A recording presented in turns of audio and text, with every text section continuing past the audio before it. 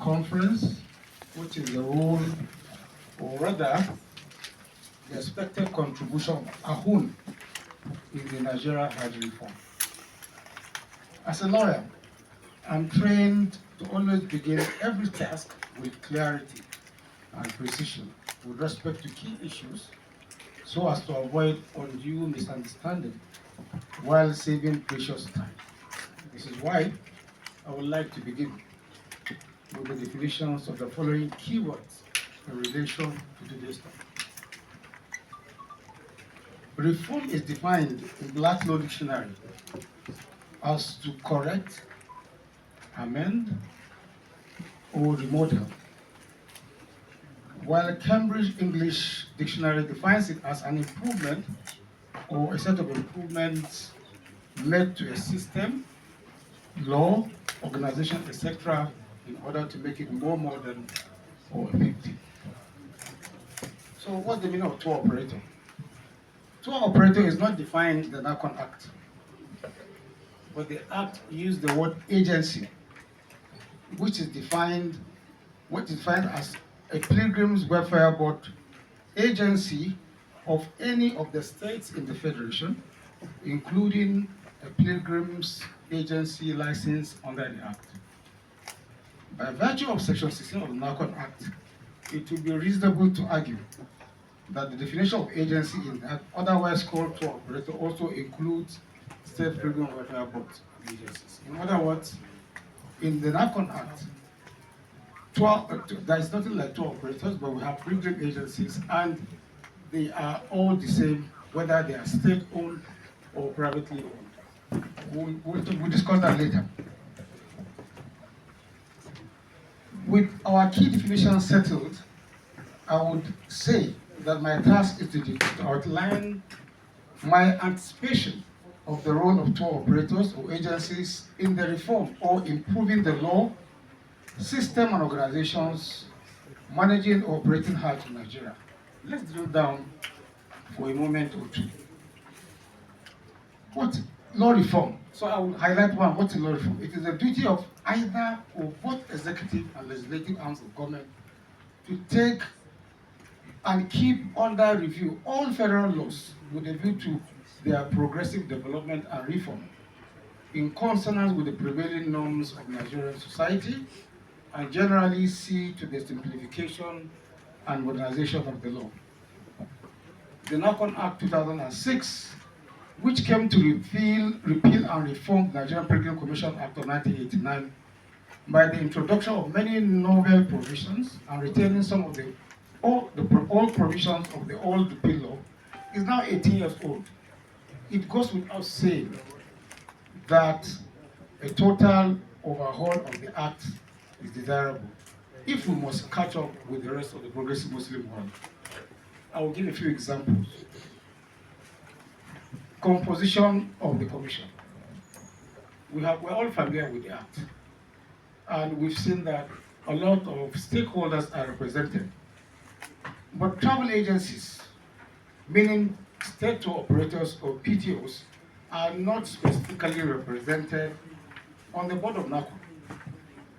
There is therefore a compelling case for amending Section 3 of the Act to admit representatives of travel agencies, since they generate 100% of the pilgrims and revenue. In fact, NACON will have no business with Hajj without tour operators. So I'm saying that there is a case for tour operators to be represented on the board of NACON, which is not the case now. Now, the Hajj savings scheme has been very controversial because of the various anomalies in the way the provision is drafted under Section 7. I'm saying that if there's an opportunity to review the Act, the legislature should look at it very well and see how they can address all the controversies around it, especially ensuring that there is consistency between the provision of Section 7 and the provision of the Civil Act and the Bofia Act. Because you cannot create a board of trustees and entrust it with money when it doesn't have the powers to exercise banking functions. So what is happening now is just to manage, but there is need to address the law. So now, I just addressed a few areas of the law that, because there are so many, because I don't want to waste your time talking too much about it. There is also a need to improve or reform the system, because if you cannot address the law, you can come to the implementation of the law and see how you can address the system. So what are the systematic issues that NACON should address, or I would say a whole should encourage NACON to address? I will highlight a few of them. One, I'm saying that NACON should be encouraged to focus on its core mandate, which is policy, regulation, consular, health, and licensing functions. NACON, in conjunction with relevant agencies, should develop guidelines and create enabling environment for travel agencies to handle the air and land transportation and accommodation of pilgrims as empowered by Section 16 of the Act. NACON should just continue the current practice in which it functions both as a regulator and operator on the basis of Section 23 of the Act, because Section 3 of the Act is a transitional provision, and it says the Commission may, pending the licensing of travel agencies or pilgrim agencies under Section 4 of this Act, continue with existing arrangements for the provision of accommodation and transportation to pilgrims. That is just a transitional provision for the time being. And NACON has continued to perform those functions even when the Act has envisaged that that will be strictly transitional.